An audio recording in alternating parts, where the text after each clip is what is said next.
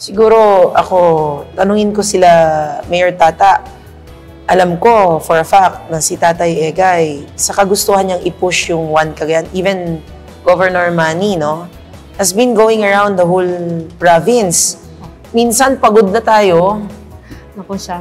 Siya tumatawid pa ng ilog papuntang Lago Mata kasama ninyo. Baka magulat na lang tayo, nag-horseback na pala si Tatay just to show people na gusto talaga niya na patunayan sa kanila yung oneness. Energy level talaga niya. Grabe.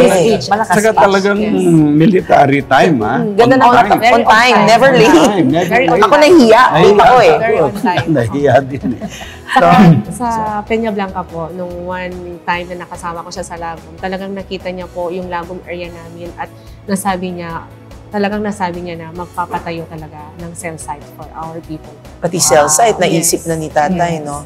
Sa Amulong naman, Ma'am Litz, kasama mo rin siyang nag-iikot, nakikita ko. Kasama ko si Manong Egay. And one time, nung nagpunta kami sa Barangay Dadda, nakita niya yung mga tagpi-tagping mga bahay. Doon naiyak siya. Doon natin nakikita kung ano ang pagkatao ni Manong. Sincerity. Sincerity. Yes. Sincerity. Nakita niya.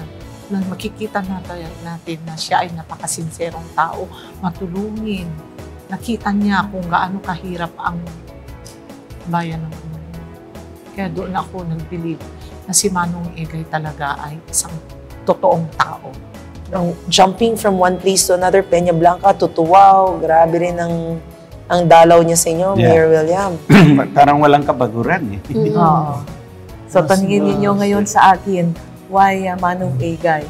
Because Manong Egay got what it takes to be a leader. Sama-sama, One Cagayan, magkaisa, One Cagayan.